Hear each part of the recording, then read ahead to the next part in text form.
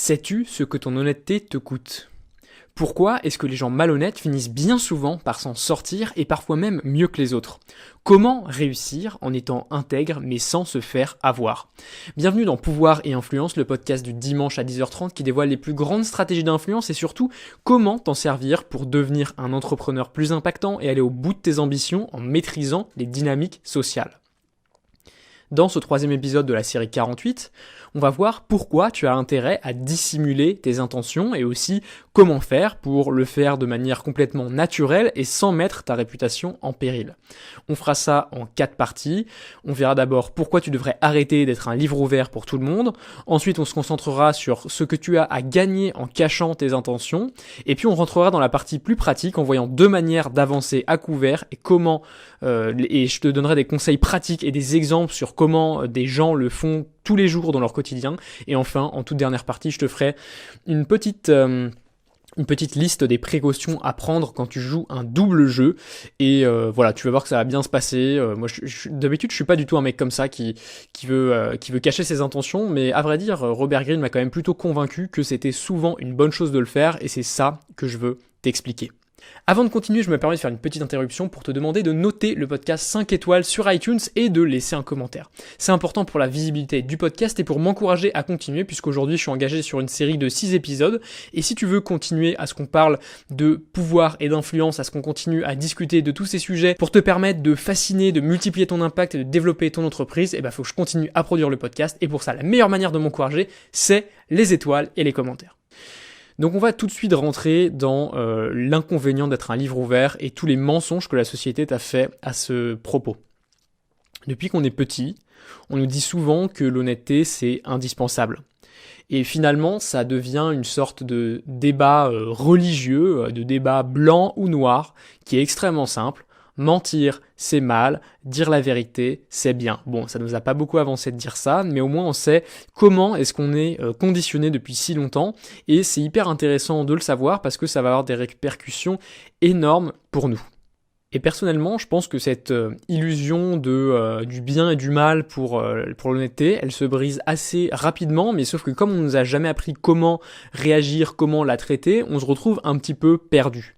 On se rend bien compte que le vrai business, c'est fait dans la salle du fond, c'est pas fait au grand jour, c'est fait dans l'ombre, sur les petites tables, voilà, qu'on ne voit pas. On sait bien aussi qu'il y a des jeux d'intérêt à tous les niveaux, que ce soit dans l'association de musique de ton village ou au sommet de la politique, il y a des jeux de pouvoir en permanence. Et du coup, la première raison pour laquelle tu n'as pas intérêt à toujours dire la vérité, c'est que est-ce que tu sais vraiment ce que les autres pensent ? Parce qu'évidemment, ces jeux de pouvoir, qu'ils soient politiques, dans ton association de musique, dans une association étudiante ou au niveau de certains partenaires business, c'est que eux, ils ne vont pas te dire ce qu'ils veulent faire. Ils vont pas exposer leur stratégie au grand jour. Et donc, tu risques, en disant ta vérité, de te créer des ennemis. Tout simplement parce que comme tu ne sais pas ce qu'ils pensent, tu risques de les heurter. Et c'est pour ça que tu as déjà intérêt à mieux choisir tes mots pour ne pas heurter ceux qui pourraient t'attaquer. Et le problème, si tu es la vierge effarouchée du groupe, si tu es la personne complètement honnête et sainte, c'est qu'en dévoilant tous tes plans, les gens sauront exactement comment te contrer, comment faire en sorte que tu ne sois pas une menace pour eux. Et finalement, toi, tout ce que tu veux faire, même si c'est très vertueux, tu te feras complètement avoir, en fait, tout simplement parce qu'il y a des personnes qui sont un petit peu plus cyniques que toi. La deuxième raison pour laquelle tu dois absolument cacher tes intentions, c'est que, en fait, on aime le mystère. Les gens aiment le mystère. Le cerveau est fait pour être attentif au mystère. On va prendre un sujet extrêmement simple et peut-être caricatural, mais tu vas tout de suite comprendre. Qui, entre le gros geek honnête et le bad boy mystérieux, chope le plus dans la cour de récré ? Je pense que tu as déjà la réponse, j'ai même pas besoin de te préciser le truc. Et même au-delà de ça, dans la séduction, c'est extrêmement frappant que le mystère est très très intéressant, très important. Parce que même si tu te dis que la personne que tu as en face de toi, tu as envie de te marier avec elle et de lui faire des enfants, si c'est le 3e rendez-vous, tu vas peut-être pas tout lui dire maintenant. Parce que sinon, elle va partir en courant, tu me comprends ou pas ? Je pense que là, tu as déjà assez d'éléments pour vraiment être assez convaincu de ça, mais je vais t'en donner un dernier. Pour le commun des mortels, qu'est-ce qui est le plus intéressant ? Un oiseau ou un caillou ? Généralement, c'est l'oiseau, parce que l'oiseau ça bouge, ça virevolte, ça fait des choses auxquelles on ne s'attend pas, alors que le caillou, on en attend bien peu de lui, parce qu'il ne va pas se déplacer, il ne va pas changer d'état subitement, et donc il paraît tout de suite beaucoup moins mystérieux, il est très très prévisible, parce qu'en fait on sait que rien ne va se passer de nouveau, et il devient donc très très rapidement ennuyeux. Maintenant qu'on a vu ce que tu perdais en étant honnête, ce que tu risquais de perdre, on va voir ce que tu peux gagner en dissimulant tes intentions. Et la première chose que j'ai envie de te pointer, c'est une question ouverte pour toi. C'est pourquoi est-ce que tu donnes tes opinions aujourd'hui ? Pourquoi tout le monde veut son mot à dire sur tout ? Pourquoi est-ce qu'on parle sans arrêt de nos projets ? Je ne vais pas te laisser dans le vague trop longtemps. Ça vient d'une source qui est très courante et dont on parle abondamment dans ce podcast. C'est ton insécurité, ton besoin de validation, le besoin de ton ego de sentir qu'il a raison. On a envie de montrer à quel point on est génial, en montrant nos plans, en disant tiens regarde, j'ai prévu de faire ça, ça va être trop bien, etc. Tu connais forcément des gens qui se définissent par leur futur. Alors ça peut être une très bonne manière de se définir dans un premier temps. Mais le problème, c'est que si tu fais que ça, tu vas très vite te décrédibiliser et ça montre uniquement que ton ego ne peut pas accepter ce que tu es aujourd'hui et du coup, il se sent obligé de se définir par ce qu'il va devenir parce qu'il ne se sent pas assez. Ensuite, dans cette expression incessante de toutes les personnes que tu as autour de toi et même de toi certainement et de moi aussi, il y a un besoin de faire valider nos émotions. C'est-à-dire qu'on manque de confiance et on a envie que les autres nous disent qu'on a raison de se sentir en colère, qu'on a raison de ressentir telle ou telle émotion, parce qu'on n'a pas confiance en nous et on a envie que les autres nous rassurent en permanence. Je vais donner un exemple qui est extrêmement parlant et qui va peut-être te heurter. Moi, c'est un truc, ça m'a pas heurté parce que c'est sorti de ma tête, mais ça m'a quand même beaucoup questionné. C'est que, en fait, quand tu rencontres un entrepreneur, tu as plusieurs catégories. Si tu vas dans un séminaire, par exemple, tu vas rencontrer des entrepreneurs web de toutes les tailles. Des débutants, des moins débutants, des mecs hyper avancés, des millionnaires, etc. Et tu vas te rendre compte qu'il y a une catégorie de personnes qui a vraiment envie d'afficher ses chiffres. Je te parle pas des millionnaires, je te parle pas des mecs qui font ça pour leur marketing, je te parle des gens qui ne sont plus débutants, qui gagnent déjà de l'argent, mais qui sont insécures. C'est-à-dire qu'ils ont tellement peur d'être vus comme un débutant, qu'ils ont besoin de dire à tout le monde qu'ils gagnent X milliers d'euros par mois, parce que voilà, ils n'ont pas confiance dans le fait, ils ont peur que les gens pensent qu'ils n'ont pas de valeur parce qu'ils sont débutants. Parce qu'eux-mêmes n'attribuent pas de valeur aux débutants. Et là, on a le problème. C'est vraiment un problème d'ego et d'estime de soi. Et le problème de tous ces comportements, c'est qu'en étant transparent, tu permets à tes ennemis de se préparer.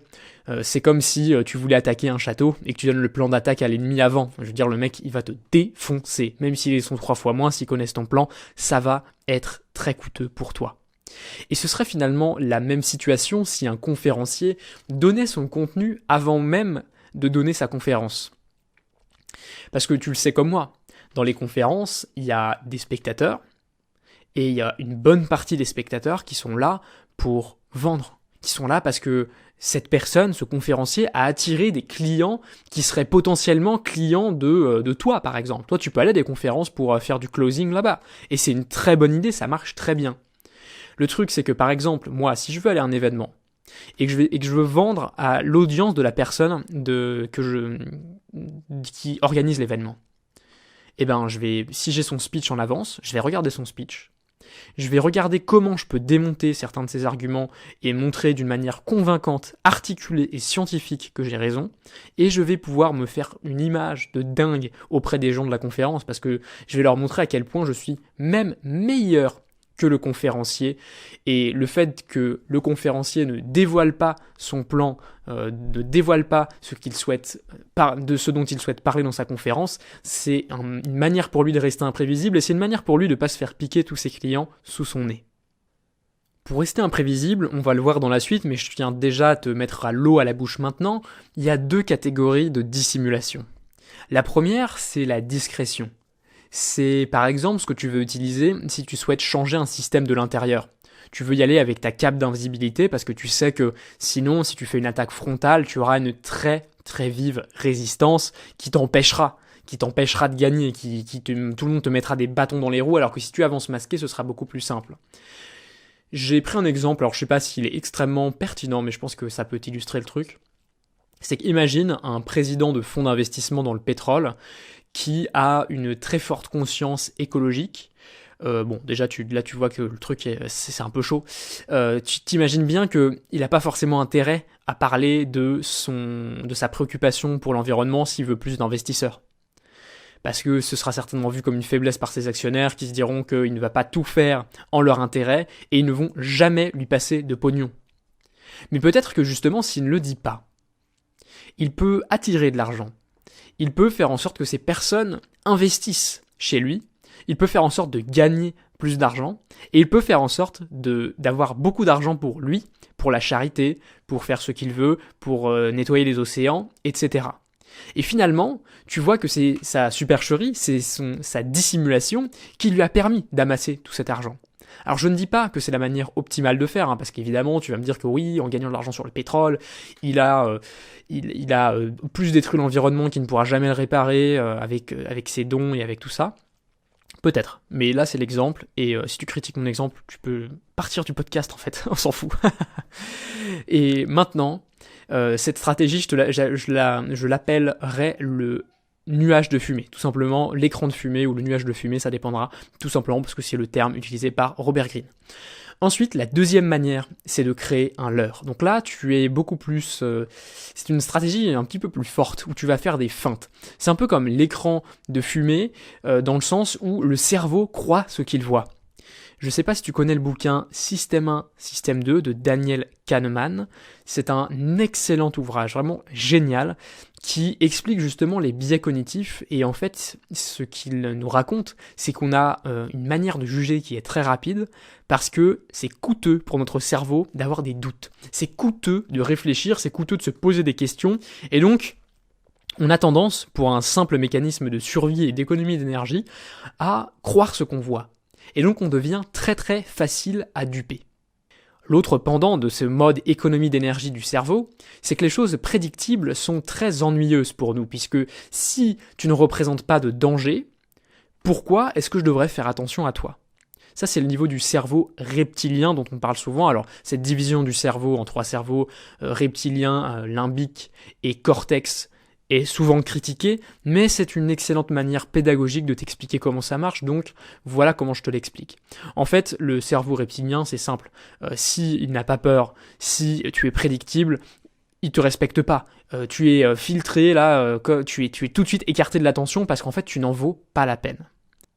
Et justement, ça c'est quelque chose qu'on va pouvoir utiliser doublement à notre avantage. Premièrement parce que quand on crée un écran de fumée, on est comme un serpent camouflé. Le cerveau ne se rend absolument compte de rien parce qu'il est en mode économie d'énergie. Et justement, si à l'inverse, tu veux faire paniquer tes adversaires, tu sais ce qu'il va falloir faire, il va falloir activer leur cerveau reptilien, activer la peur, activer l'imprévisibilité, je crois que ça se dit. Et c'est comme ça que tu vas pouvoir les faire réagir. Et donc, ces deux stratégies sont très complémentaires, très intéressantes. Je sais que par moment, tu auras peut-être un petit peu de mal à les distinguer, mais en fait, le plus important pour toi, ce n'est pas la théorie de comment distinguer les stratégies, c'est plutôt de comment les mettre en pratique pour toi, dans ton business, et comment faire pour qu'elles te servent au maximum. Donc je vais d'abord te parler de la mise en pratique de l'écran de fumée, et ensuite on parlera du leurre. Avant de continuer, je me permets de faire une petite interruption pour te demander de noter le podcast 5 étoiles sur iTunes et de laisser un commentaire. C'est important pour la visibilité du podcast et pour m'encourager à continuer, puisqu'aujourd'hui je suis engagé sur une série de 6 épisodes, et si tu veux continuer à ce qu'on parle de pouvoir et d'influence, à ce qu'on continue à discuter de tous ces sujets pour te permettre de fasciner, de multiplier ton impact et de développer ton entreprise, il faut que je continue à produire le podcast, et pour ça la meilleure manière de m'encourager, c'est les étoiles et les commentaires. Dans la lignée de ce que je viens de dire, je suis sûr que tu as déjà entendu « Tiens, c'est bizarre, mais il m'avait dit qu'il ne ferait pas ça ». C'est une phrase très évocatrice qui nous montre simplement que les gens se fient à ce qu'on leur dit. Parce que c'est coûteux de douter, je te l'ai déjà dit. Et c'est la raison pour laquelle la meilleure manière de dissimuler tes intentions n'est pas le silence. Parce que le silence, c'est suspect. Ça met du malaise. Ça active le cerveau reptilien qui dit « fais attention, celui-là, il faut se méfier de lui. il est imprévisible, il cache quelque chose. Alors que justement, si tu balances tes opinions aux 4 vents, si tu parles abondamment, tu seras comme tous les autres. Et là, le cerveau reptilien en fait s'en foutra complètement et dira bon ok, c'est un de plus parmi d'autres. Il n'y a pas besoin de faire attention à lui. Maintenant, je vais rentrer directement dans le concret de comment faire pour utiliser l'écran de fumée. Le principe derrière l'écran de fumée, c'est que tu vas feindre la banalité pour ne pas te faire remarquer alors même que tu prépares quelque chose. Là, j'ai listé 4 façons différentes de le faire et je t'invite à trouver par toi-même d'autres manières et tu peux éventuellement même les mettre en commentaire sur l'article qui va avec ce podcast. C'est à l'adresse pouvoir-influence.fr et tu pourras me mettre tes petites suggestions de stratégies supplémentaires. Ce sera avec plaisir que je les lirai et avec plaisir que peut-être je les appliquerai également. La première stratégie d'écran de fumée, c'est le geste généreux. C'est finalement tout le monde donne, alors moi aussi. C'est un biais cognitif qui est très puissant pour notamment la quête à l'église. Tu sais, quand ils passent le petit panier dans les rangs, là, dès que tu vas à la messe une fois, tu t'en rends compte que tout le monde veut mettre de l'argent parce qu'en fait, t'as un petit peu honte de pas le faire. Parce que vu que tu vois que tout le monde le fait, tu le fais aussi, même si finalement c'est la première fois que tu vas à la messe et que tu comprends rien. L'autre élément dont je peux te parler, qui sera dans un environnement beaucoup moins religieux, c'est la cagnotte d'anniversaire d'un pote lointain, tu vois. Tu vas à son anniversaire parce que t'as un peu des connaissances en commun, etc. Et puis, tu te sens quand même obligé de donner, du coup tu donnes, et là, tu es finalement en train de faire un geste généreux, mais qui est uniquement là pour te dissimuler. Après, à toi de voir, est-ce que tu veux espionner cet ami? Est-ce que tu veux faire des choses bizarres, t'intégrer dans la communauté de l'église pour leur vendre quelque chose? J'en sais rien. Il y a plein de... On pourrait se dire que cette manière de s'introduire dans la société pourrait cacher quelque chose. Je vais pas te faire une liste exhaustive de tout ce que ça pourrait cacher, parce que ça pourrait être infini en fait avec la créativité qu'on peut avoir, mais je pense que tu as compris. La deuxième manière de procéder, c'est le schéma répétitif. Le but là, c'est d'endormir ton adversaire en ayant une routine, en faisant tout le temps la même chose, et du coup il se dit lui franchement, je peux prédire à 50 ans ce qu'il va faire à l'avenir, du coup il n'y a vraiment pas de souci à me faire.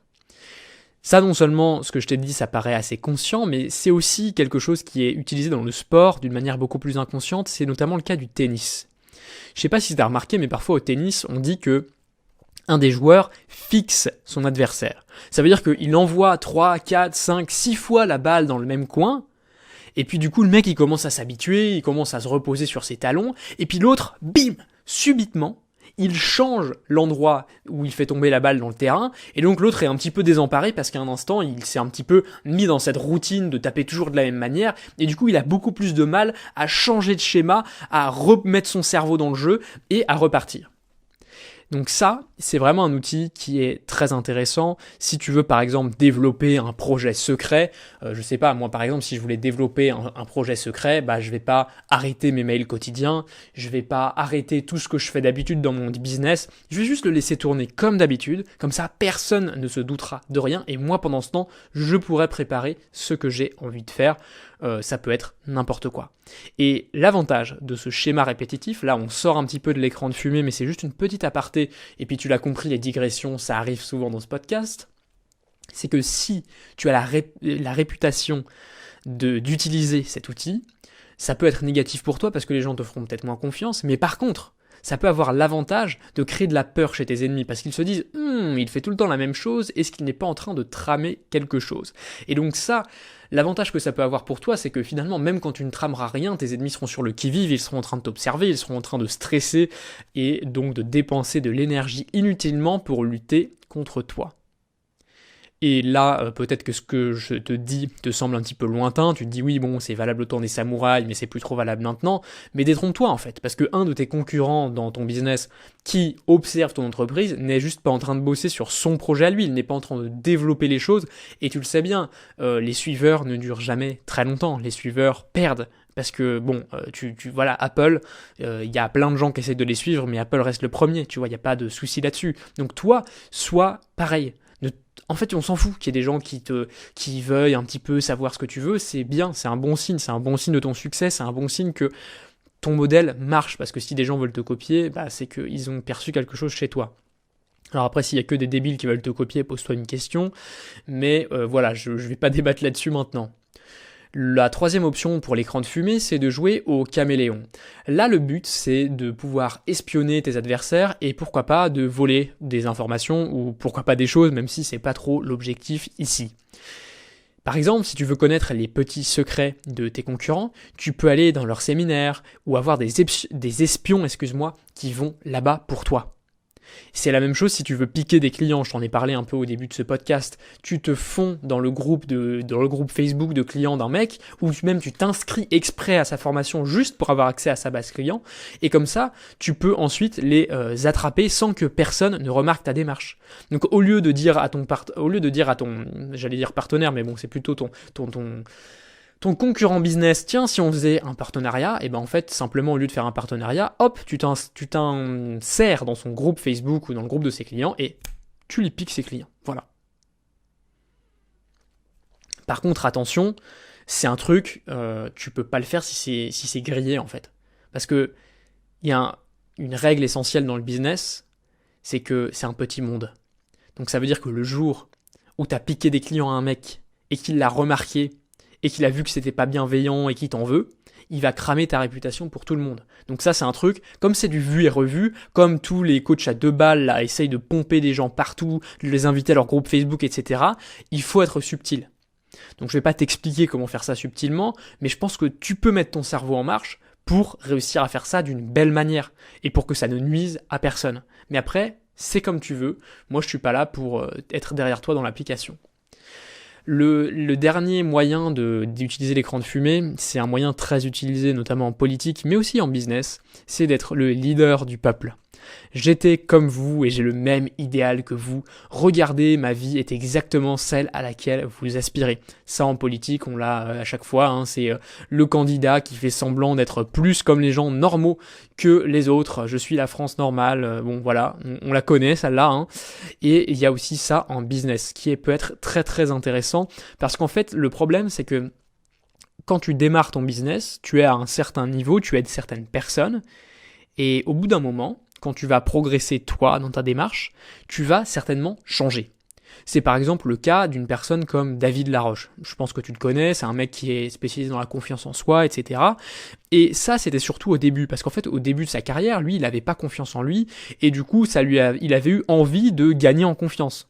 Sauf qu'aujourd'hui, c'est plus du tout ce qu'il veut. Le mec, il a déjà de la confiance, il a déjà ce qu'il faut, maintenant ce qu'il veut, c'est développer sa boîte, il a plus du tout les mêmes préoccupations que le mec lambda qui veut développer sa confiance. Et donc, ça veut dire que s'il veut continuer à connecter avec ces gens d'une manière émotionnelle, il faut qu'il continue à être ce leader du peuple, il faut qu'il continue à rappeler aux gens qu'il est comme eux, qu'il fait la même chose, qu'il a le même idéal qu'eux. Donc ça, je pense que c'est une stratégie qui a bien distingué d'un mensonge pur et dur où tu dis aux gens que tu as fait quelque chose que tu ne fais pas. C'est du storytelling tout simplement, mais c'est une excellente stratégie que toi-même tu peux utiliser si tu as trop progressé dans ton business. J'ai par exemple accompagné des coachs en séduction et à chaque fois eux en gros ils ont plus de mal du tout avec les femmes, et donc quand ils coachent un homme qui a du mal avec les femmes, ils doivent se remettre dans les pompes du gars et c'est indispensable pour eux de le faire, et s'ils ne le font pas, simplement ce sont des mauvais coachs parce qu'ils ne pourront pas accompagner la personne comme ils doivent le faire. Maintenant qu'on a parlé des écrans de fumée, dont le principe de base, je te le rappelle, c'est de feindre la banalité pour ne pas te faire remarquer alors que tu prépares quelque chose, on va parler du leurre. Là, l'objectif est complètement différent, on veut volontairement sortir du lot pour dériver l'attention ailleurs pendant qu'on prépare quelque chose à un autre endroit. Donc ça, il y a encore 4 exemples que j'ai à te donner, 4 manières de l'appliquer dans ton business. Le premier moyen, c'est de faire un appât, de montrer quelque chose qui est attirant pour que les gens viennent à nous. Alors ça, je pense que tu as déjà pensé au lead magnet ou au bonus que les gens offrent sur leur blog ou sur leur site internet en disant le livre gratuit qui va t'apprendre à gagner des millions, et comme ça les gens le téléchargent, et en fait l'intention c'est pas du tout de te faire gagner des millions, c'est simplement de choper ton adresse email. À l'époque, sur Internet, les gens ne le savaient pas vraiment, enfin ils n'étaient pas trop au courant, maintenant c'est quand même assez connu, donc c'est plus vraiment une stratégie qui dissimule les choses, mais C'est encore une manière d'utiliser l'appât en promettant quelque chose, alors que finalement l'intérêt du formateur, généralement, c'est pas de t'apprendre ses meilleures techniques, même s'il y a des gens qui font ça de manière très honnête, et j'aime à penser que j'en fais partie. Et je pense que toi aussi, de toute façon, c'est naturel de se penser du côté de l'honnêteté. Il y a autre chose. Une autre manière qui est aujourd'hui beaucoup plus actuelle et peut-être plus insidieuse, qui a peut-être plus de conséquences négatives sur les gens, c'est le cas des influenceurs Instagram. En fait, leur but, c'est de te montrer à quel point ils ont une vie géniale, et donc pour ça, il faut cacher toute la partie nulle. Il faut cacher toutes les galères, il faut cacher ce qui ne va pas, il faut cacher les cernes le matin, il faut bien se coiffer, etc. Et finalement, ils te montrent uniquement la partie attirante pour ensuite justement te faire venir à eux. Et ensuite, un influenceur vend son audience finalement quand il fait des placements de produits, ou alors il vend des services par exemple s'il en produit lui-même. La deuxième manière de faire un leurre, c'est ce que j'appelle le ravalement de façade. C'est un truc qui est omniprésent dans la société. C'est le fameux masque que tout le monde porte. Le fameux masque que tu mets quand tu es au boulot. Est-ce que tout va bien ? Ça va ? Bah oui, ça va. C'est un concours de oui, ça va au boulot. C'est genre, personne ne va te dire que ça va pas en fait. Sauf si tu prêtes vraiment une oreille attentive, et c'est extrêmement rare les gens qui font ça. Mais donc tout le monde met son masque, tout le monde se montre plus beau qu'il ne l'est, plus riche qu'il ne l'est, veut montrer à son voisin qu'il est meilleur, etc. Et ça finalement c'est la technique du ravalement de façade, c'est de montrer uniquement les quelques petits trucs qui font qu'on ne peut pas se douter qu'il y a quelque chose d'autre en dessous. On ne peut pas se douter que cette personne est alcoolique parce qu'elle a l'air si sympa le matin en arrivant. On ne peut pas se douter que telle personne est addict au jeu parce que justement il le cache extrêmement bien. C'est également quelque chose qui est utilisé dans les entretiens d'embauche, évidemment. C'est quand tu es dans un entretien d'embauche, tu dis toujours à la boîte que oui, c'est la meilleure entreprise, oui, la mission te convient énormément, que c'est génial, et en plus, bien sûr que vous êtes mon premier choix, mais oui, même si vos concurrents me payent 2 fois mieux, je viendrai quand même chez vous. Enfin, tu vois, c'est un peu ce truc-là qui n'est pas hyper honnête finalement, mais qui est indispensable, parce que si tu dis à la boîte, bon moi en fait vous êtes mon 10e choix et franchement ça me ferait chier de venir chez vous, bah tu te rends bien compte que l'honnêteté vient de te jouer un tour, parce que juste en fait autant ne pas perdre ton temps dans l'entretien d'embauche si tu fais comme ça. J'ai un autre exemple extrême pour toi qui est plutôt vraiment un très très hypothétique. Je veux dire là ce que je vais dire, les complotistes vont se réjouir, ils vont dire que je suis dans leur camp, mais en fait pas du tout. C'est juste un truc pour te faire une illustration très forte, mais je ne crois pas du tout à ce que je vais dire dans la suite, à part en termes d'illustration de ce que je vais t'expliquer. Donc maintenant que les précautions sont prises, l'exemple extrême du ravalement de façade, ça pourrait être si Bill Gates était en train de dissimuler des recherches pour détruire la population de l'Afrique entière avec, je sais pas, des bombes chimiques ou quoi, en se cachant derrière la charité et la suppression de la malaria. Là, ce serait un leurre génial. C'est-à-dire que le mec, personne ne peut croire qu'il veut nuire aux populations, etc. parce qu'il est tellement bon, il donne tellement de milliards que c'est un très bon leurre et qu'on ne se douterait jamais qu'il pourrait dissimuler une autre intention, une mauvaise intention derrière toutes ces actions. Voilà, je referme la parenthèse et je discrédite tout complotiste qui coupera ce moment pour me faire dire ce que je n'ai pas dit. Maintenant, la troisième technique pour faire un leurre, c'est ce que j'appelle les balles à blanc. C'est le but de tirer dans tous les sens pour étourdir les personnes, pour que tes adversaires soient complètement désorientés, qu'ils ne sachent plus où donner de la tête et que finalement tout passe crème sans qu'ils s'en rendent compte. C'est une magnifique technique utilisée par les plus grands dirigeants et même dictateurs de tous les temps. Je vais te prendre un petit exemple très rapide, 2 exemples contemporains très rapides. Les balles à blanc, c'est bien sûr la technique de Trump qui tweet dans tous les sens et que pendant que tout le monde débat sur ce qu'il a dit, sur la faute d'orthographe qu'il a fait, sur la connerie qu'il a encore dite, et ben lui il a le temps d'agir, il a le temps de se placer, il a le temps de réfléchir, ce qui fait que pendant que tout le monde débat, lui il est tranquillement en train de préparer ses coups en douce, et donc ça, excellente technique, 1 point pour Trump, bravo. Ensuite, l'autre personne qui utilise ça à merveille, c'est Kim Jong-un. Alors Kim Jong-un, lui, je trouve ça phénoménal. Je sais pas quand est-ce que tu vas écouter ce podcast, mais très récemment, Kim Jong-un a disparu pendant 2 semaines et la presse mondiale entière s'est émue de croire qu'il était mort. Ça, franchement, je trouve ça d'un ridicule absolu, mais c'est simplement parce que Kim Jong-un est un génie de la communication. Il n'y a pas d'autre chose à dire. En fait, il lance tellement de pseudo-menaces dans tous les sens. Il dit à tout le monde qu'il va créer une guerre nucléaire. Il est tellement imprévisible. On se dit qu'il est tellement fou, un peu comme Trump, qu'on se dit qu'il serait vraiment capable de faire ce qu'il dit. Du coup, ça crédibilise ses leurres qu'il envoie dans tous les sens. Et comme il parvient comme ça à être le centre de l'attention très facilement, et personne n'arrive jamais à prédire ce qu'il fait, mais rien que mettre Kim Jong-un dans le titre de ton journal, dans la première page, ça va faire acheter des journaux, parce qu'il est imprévisible, parce qu'il fait peur, et parce que c'est un excellent moyen d'activer le cerveau reptilien des gens, et donc de leur faire acheter son putain de journal. Quatrième et dernière technique dans la catégorie du leurre, c'est ce que j'appelle le fumigène. C'est la bombe fumigène que tu lances bien loin de toi pour attirer l'attention ailleurs et que pendant ce temps, personne ne voit ce qui est en train de se passer juste sous leur nez. J'ai 3 exemples à te donner pour ça. Le premier, c'est l'exemple des vidéos qui sont titrées « J'arrête le business ». Ça, je trouve que c'est un coup de génie. C'est tout simplement admirable. Je suis sûr que tu as déjà vu plein de formateurs en ligne dire « j'arrête le business ». Dernière chance pour accéder à mes programmes qui seront à jamais retirés de la vente. En fait, la vidéo, le message de fond, c'est « j'arrête le business » entre parenthèses pour faire encore plus de business, parce que c'est juste c'est simplement un coup marketing, et le mec qui a supposément arrêté le business se le retrouve 2 ans plus tard dans un autre truc, en train de continuer à faire du business, de vendre aux mêmes personnes. Donc ça, très bon coup de génie, tu attires l'attention des gens en leur disant « ah dommage, je vais arrêter, ça va être trop tard », tout simplement pour leur vendre encore plus. Je trouve pas forcément que ce soit une stratégie très employable à long terme, mais pourquoi pas, après tout, chacun fait ce qu'il veut. Le deuxième emploi du fumigène, c'est un emploi qui, je pense, est très très important et que tu dois mettre en place dans ton business, c'est de cacher ton avatar client à tes concurrents. Parce que il y a des gens qui sont très très bons pour copier. Je sais pas si tu suis les interviews que je fais sur le podcast Riche de temps, mais là-bas, j'interviewe des entrepreneurs qui ont pas mal de succès, qui sont assez visibles, et souvent, j'entends les gens copient vite. Donc, si tu donnes aux gens la valeur la plus inestimable de ton business, c'est-à-dire ta connaissance client, en fait, tu leur donnes les clés pour copier ton business. Alors ça ne veut pas dire que les gens vont le faire, parce que tu le sais comme moi, les gens quand ils écoutent quelque chose, bien souvent ils ne le font pas, blablabla, blablabla. Mais toujours est-il que si tu passes ton avatar à un concurrent qui est réellement intéressant et qui va être puissant plus tard, tu te mets dans la merde tout seul. Donc pour cacher ton avatar, il n'y a pas 36 solutions. Je te recommande évidemment pas de garder le silence.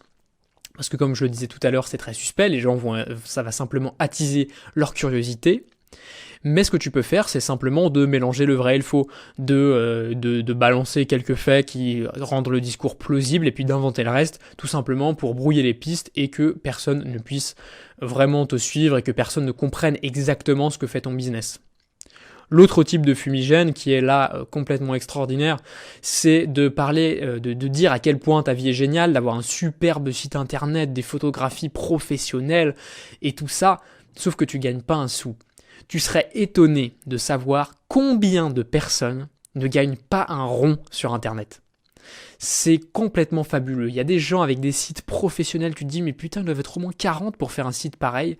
Et en fait, la personne est juste toute seule, elle est chez ses parents et elle ne fait pas 1 euro. Et ça, c'est justement une stratégie qui lui permet peut-être d'avoir ses premiers clients ou peut-être de se faire inviter dans des événements et se faire interviewer alors que finalement elle n'a aucune expérience. Donc c'est un coup de génie, mais attention de ne pas te faire avoir. Et justement, en parlant de faire attention, on arrive dans la section précaution. Comment ne pas cramer ta réputation et aussi comment ne pas te faire avoir par la communication des autres. La première chose, c'est que dans ta communication, il faut garder un certain équilibre. Cacher ton intention, cacher tes intentions, te dissimuler, c'est simplement une seule des 48 lois du pouvoir. Donc, si tu n'équilibres pas ça avec l'application des autres lois, ça va rapidement être débile. Parce que si tu caches sans arrêt tes intentions et que tu fais des coups foireux à tout le monde, ta réputation sera inévitablement entachée, on verra que tu n'es pas fiable, et là, quand tu n'es pas fiable, évidemment, tu as 0 client, plus personne ne veut te parler, tout le monde te balancera des infos qui ne sont pas intéressantes parce que simplement ils savent ce que tu manigances, et là t'as plus qu'à changer de pays parce que jamais tu ne pourras refaire du business dans celui-là. Donc pour ta durabilité, vraiment je t'invite à être très très subtil dans ces stratégies, et justement l'autre conseil c'est que l'écran de fumée est bien plus durable que le leurre en général. C'est-à-dire que l'écran de fumée, globalement c'est une stratégie qui sera quasiment invisible à tous les coups, alors que le leurre, si tu fais un truc un peu spectaculaire, le risque c'est que les gens s'en rappellent très très bien et du coup finissent par savoir que t'es un peu un mec qui manigance et savoir que ça vaut pas trop le coup d'être à côté de toi parce que tu risques de faire un coup foireux. Et donc ça vraiment c'est un truc que je t'invite à faire, c'est d'être droit dans tes bottes tout simplement, parce que si tu es droit dans tes bottes, si tu as une réputation d'une personne qui est honnête, tes supercheries ne marcheront que mieux. Je dis pas qu'il faut enfler tout le monde, évidemment, mais s'il y a des informations cruciales que tu dois cacher, ce sera toujours mieux si tu as une façade honnête. Avant de passer à la conclusion, à une petite info bonus, comment te protéger des manigances des autres, comment te protéger, comment enlever le camouflage que les autres peuvent se revêtir. La première chose, c'est l'ennemi numéro 1 dont tu dois te méfier, c'est ceux qui prétendent ne pas jouer. Ceux qui prétendent être complètement 100% honnêtes, toujours à 100% nos mensonges, etc. Ça, fais attention. Est-ce que c'est pas un écran de fumée ? On l'a vu ensemble, avoir une réputation honnête, c'est un très très bon moyen de se dissimuler, et donc fais particulièrement attention à ces gens-là qui pourraient bien être en train de cacher leur jeu.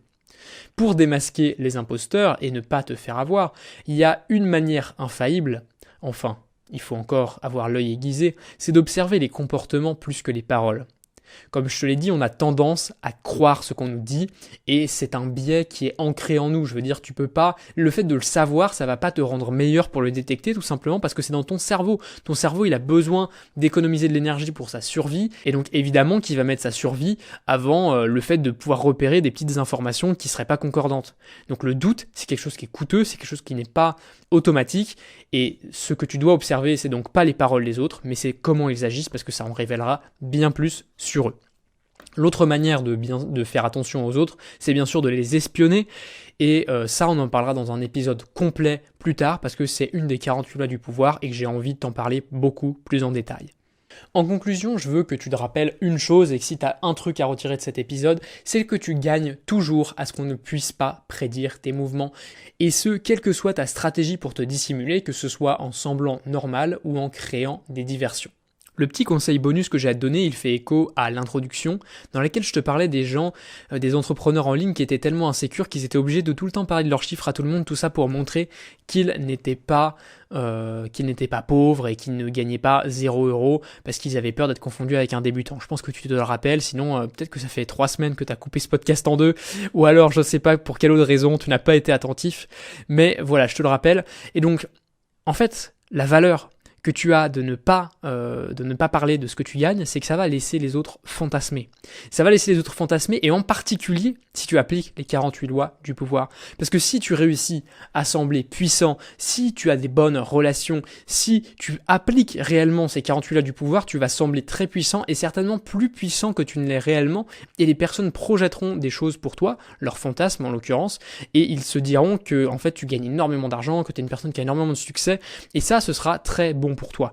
Pourquoi ? Tout simplement parce que on désire ce que les autres désirent. Tu vois que dans la cour de récréation, le garçon qui a toutes les filles, ça rend les autres filles elles ont encore plus envie de sortir avec lui. Et c'est pareil en fait après. Tu peux vraiment...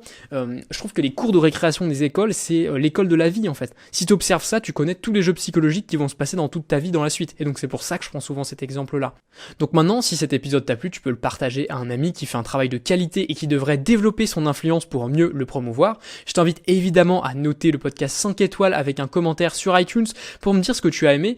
Et si tu veux continuer à écouter Pouvoir et Influence chaque semaine, parce que je te rappelle que je suis dans une série de 6 épisodes et qu'à la fin de ces 6 épisodes, en fonction des retours que j'aurai sur iTunes, je continuerai ou pas, parce que c'est un hobby pour moi et que j'ai pas vocation à y passer énormément de temps si ça n'intéresse personne.